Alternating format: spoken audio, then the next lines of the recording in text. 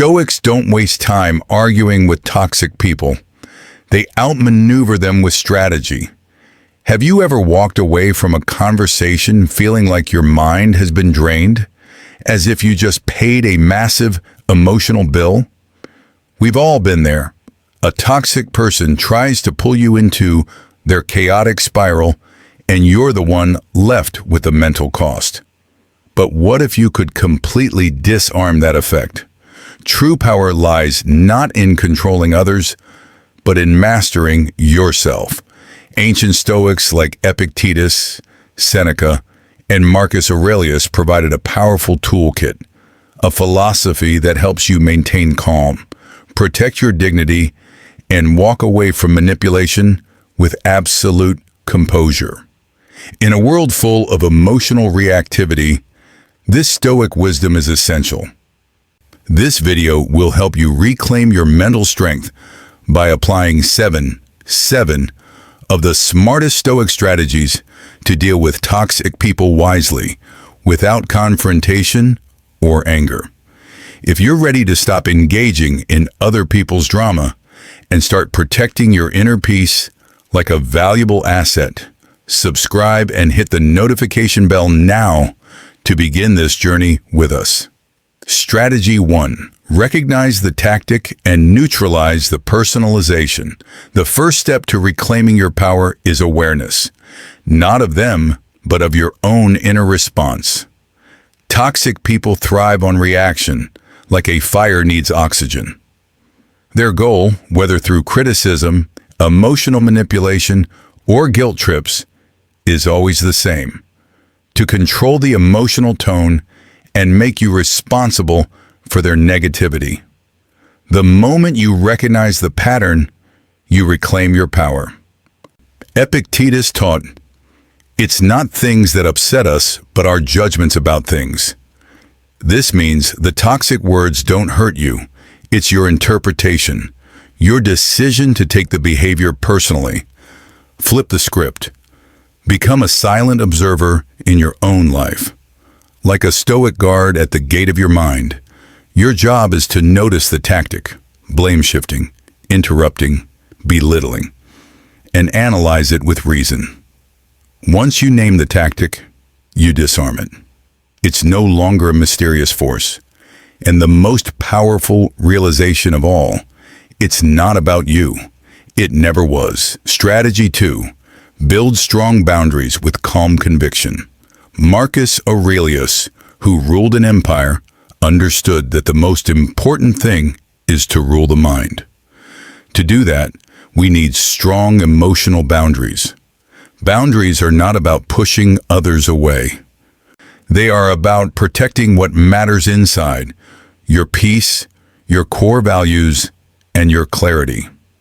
A Stoic doesn't build walls to isolate. They build gates with locks, and they decide who gets a key. So how do you set a Stoic boundary? First, identify the behavior that drains you: the coworker who vents, the relative who guilt trips. Then, communicate your boundary with calm precision. Use I statements instead of accusations. For example, instead of saying, "You're always complaining," say, "I notice I feel really drained after those talks. I'd love to shift toward more constructive topics." This is calibration, not confrontation. And here's the key. Hold the line. Boundaries are an ongoing practice. Expect resistance.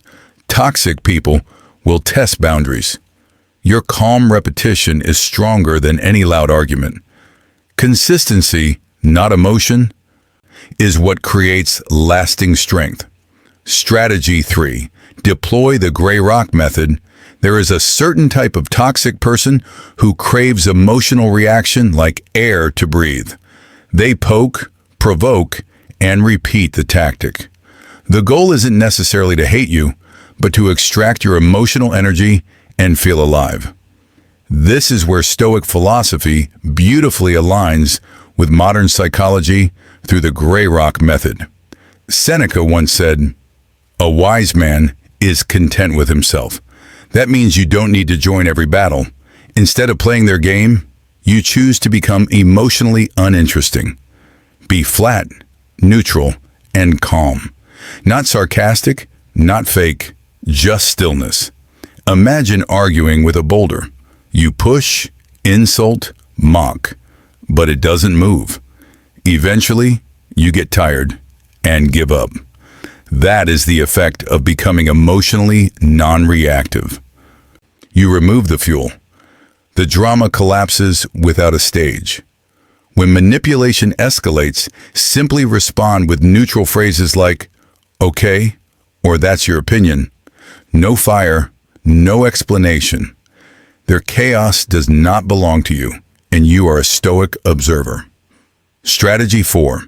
Detach with compassion, not contempt. Stoicism does not teach us to become cold. It teaches us to stay centered. When someone hurts you, the instinct is to retaliate with anger. But the Stoic response is different. It is to detach with compassion. Epictetus advised, when someone provokes you, be sure that the cause of the disturbance is not the person, but your own opinion about it. In other words, the pain doesn't come from the insult, but from the meaning you assign to it. Toxic people often act from their own deep inner suffering, insecurity, fear, or lack of control. Their behavior is a projection of their internal battle, and it does not belong to you. This is where Stoic detachment becomes a superpower. You can maintain kindness, even compassion, without giving them access to your peace. Picture yourself as a still lake. Someone throws a stone in. The water ripples, and then quickly returns to stillness.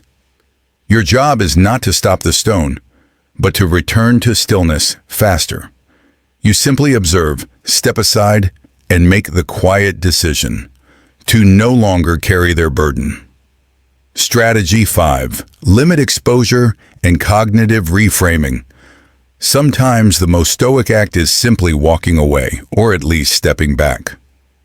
You can't remove every toxic person from your life, but you can and must control how much access they have to your energy. This is not avoidance. It's conservation. Conservation of your time, your focus, and your peace. Seneca warned, associate with people who are likely to improve you. Limiting contact means declining invites without guilt, reducing how often you meet, and cutting conversations short when they spiral into negativity. But if you can't physically avoid them, you can still emotionally disengage. You choose not to take the bait. This is where the Stoic tool of cognitive reframing comes in. When a toxic person complains nonstop, don't internalize the negativity. Reframe it. Tell yourself, they must be carrying a huge burden, and I will not absorb that. You reclaim your power by shifting your perspective. By limiting exposure and reframing, you're not being cold. You're being strategic. You invest that saved energy into people who light you up, not weigh you down. Strategy 6. Maintain the unassailable inner citadel. The goal of the Stoic is not to be emotionless, but to guard the inner sanctuary, what Marcus Aurelius called the inner citadel. Toxic people look for your emotional weak points. They want to see you doubt yourself, get angry, or fear. But if you treat your mind as a heavily protected fortress, you become immune. You do this by practicing the dichotomy of control, clearly distinguishing between what you can control, your thoughts, judgments, and actions, and what you cannot, other people's behavior, words, and emotions. Toxic people fall entirely in the uncontrollable column. When they attack, ask yourself, is this within my power? If the answer is no, let it pass. Marcus Aurelius wrote, "You have power over your mind, not outside events. Realize this, and you will find strength." By focusing entirely on your own reaction, you strip away their strongest weapon, the ability to make you feel bad about yourself. Maintaining the inner citadel means protecting your self-respect and peace as if it were a matter of life and death. Strategy 7. Know when to walk away and do it without drama. There comes a point where all the awareness, boundaries, and compassion in the world are not enough to protect your peace. In that moment, a difficult truth emerges. Sometimes, the Stoic path forward means leaving entirely. Walking away is not failure, it is the highest clarity. This decision is often hard, especially if the person is a family member or a longtime friend. But Marcus Aurelius reminded us, your job is not to set them straight. Your job is to protect your own inner citadel. If you've tried setting boundaries and minimizing exposure and the toxicity still continues, that is your signal. Walking away is a quiet, dignified decision. I am done participating in this dynamic. This does not mean you stop caring. It means you stop carrying. You stop assuming that their healing is your responsibility. You can love someone and still choose to protect your own peace. Let the exit be gradual if needed. Fewer calls, shorter replies, more space, and most importantly, no guilt. You are not obligated by history, family, or loyalty to stay in a cycle that wounds you. If you understand the power of peace, you are already ahead of most people. Don't seek to retaliate. Seek to become calmer. Because every time you maintain silence, you are proving the strength of your soul. Remember, silence, discipline, dignity. Those are the 3 weapons of the Stoic. If this video brought you clarity, subscribe and like the video to join the community practicing Stoicism, emotional resilience, and mindset mastery. Because ultimately, the wisest thing you can do is protect your peace like it's sacred. Now it's your turn. Which of these 7 strategies are you ready to apply today to protect your peace? Comment below with the word freedom and share your thoughts.